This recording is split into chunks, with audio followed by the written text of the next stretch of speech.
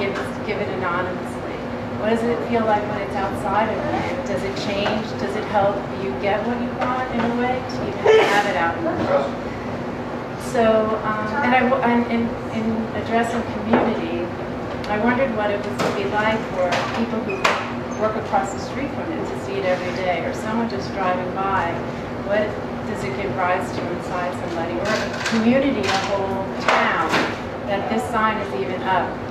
What does that change for anyone, or does it? So that's where this piece came from, and it just kind of poured from me, and it went up very easily, although it fell several times. And I know why it fell several times, because of my tape, but also I always imagined doing it at night, and I wanted to hang the sign at night so that the next morning it appeared, the question appeared. And which, if I might interject, that's how it worked for me, because I live on this side. And as I pulled out, there it was one day, and it worked in that way. So. Thank you. And I've actually, I did, one friend of mine told, and then what surprised me was you can read it, what you do want. You do want what? Like it's like, and if you drive by, sometimes you just see what want. And my poetry is very much like that, which was a surprise to me. Like you found the surprise looking in the sideways. This was a surprise to me. And a friend of mine said she was standing in the vestibule of it the other day, and she was just standing in between do, and it was like, and I like the play of it, because I think finding what you want, there's play in it. I think there's play in it, and that brings you out of your thinking. And so I was hoping to share play with everyone. That's where it came from. What was it, a day or two before Windows opened is when it fell originally. Yeah. And I think you wrote me and I wrote you almost at the same time and said, oh, the piece fell. And she wrote me and said, the piece fell. I'm not sure what I'm going to do. So you came to a solution. Yeah. With tape tunes.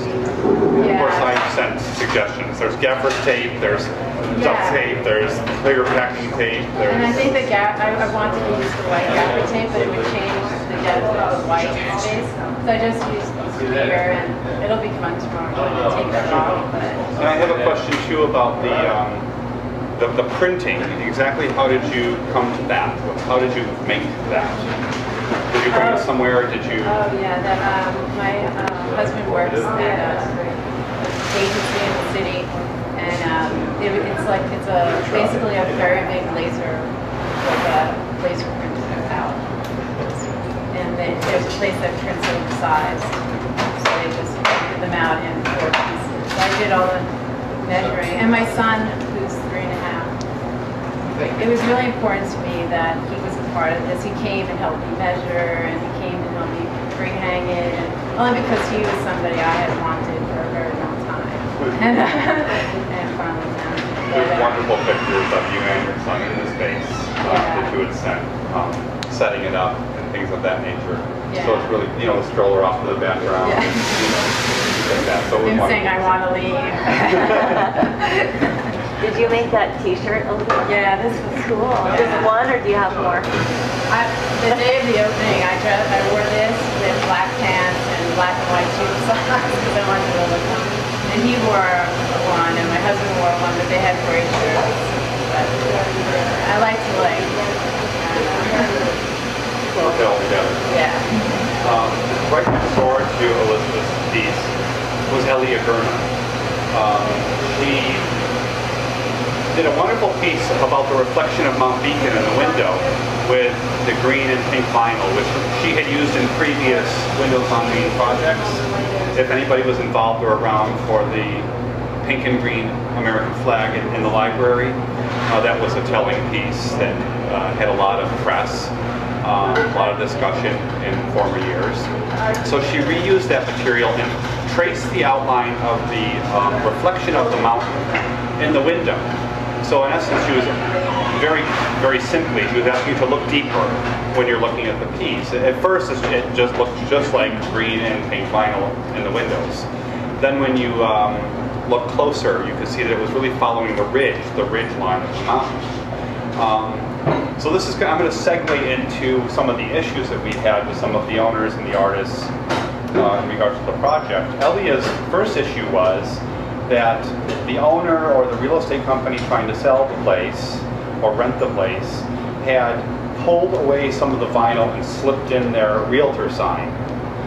They also did this to you, Elizabeth. They put it up underneath "What do you want?" You can see it there. We had originally the artist put them in the door windows, I think, or in the side windows, what have you. Well, actually, mine was a little different. I actually designed those so that I could put this in there. I see. Because I knew that's what he wanted. Sure, sure. That was the only reason that one did. Right. But I was, it really, when I saw her piece, like I did see that too. I was like, Me too. I was like, wow. And right after that initial reaction, that somebody pulled the piece off the window and stuffed this real estate sign. Yeah. She had written me, as I got home and checked my email, there was a note from her saying that somebody had disturbed the piece and put a real estate sign on it. And so I called immediately the real estate company and asked, did you folks do this? And I called Mark, who was the liaison for those windows from the photographer's place. Did you do this? And what I was told from both of them is that the owner did it. And I was surprised that that she had participated in previous years, that she would take such a dramatic decision to do that.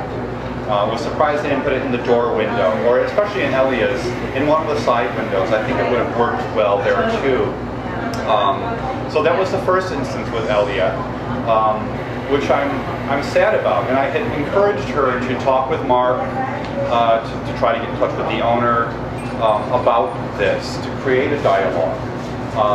Now I had done the original series of calling to see how this happened, but I also wanted it to really be between the artist and the owner, and to kind of just be a person in the background that if there needed conversation started, to at least give each other emails and phone numbers.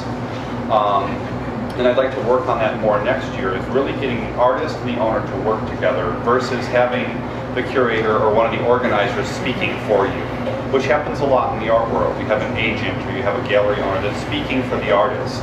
And I don't think it comes across any clearer than to have the artist say to an owner, I'm upset that you disturbed my piece, or is there a way we can work around this, etc. Well, anyway, I'm not exactly sure how, but the real estate sign came out from the piece. If it was Elia, I'm happy that it was. And I can't speak entirely for her because she's not here. The next instance with that piece, this poor piece, she seems to have some real issues with Windows on Main and her pieces, which is a wonderful dialogue piece. But she had written me and said the place was rented and that she would have to take her work down a week early.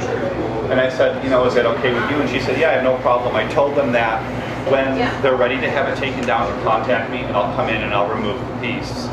It so happened that these new renters came in, took the piece down, and left it crumpled on the floor, which also upset me. So when this is all said and done, as one of the organizers, I will write the owner and say that we as organizers were a bit put off by this, that this treatment of the artwork going into it was not expected, and having that, knowing that this owner participated in years past, I thought there would be more of sensitivity towards the windows. So I will write a formal and polite note saying that we thought there would be more sensitivity there. I was sad for Elia's piece. I was sad that the new renters were not made aware or just weren't sensitive to the idea that there's an artist work in your windows. There's still really nothing going on there except a couple pepper plants in the windows, and I thought, was it really necessary to tear her work down and leave it crumpled on the floor?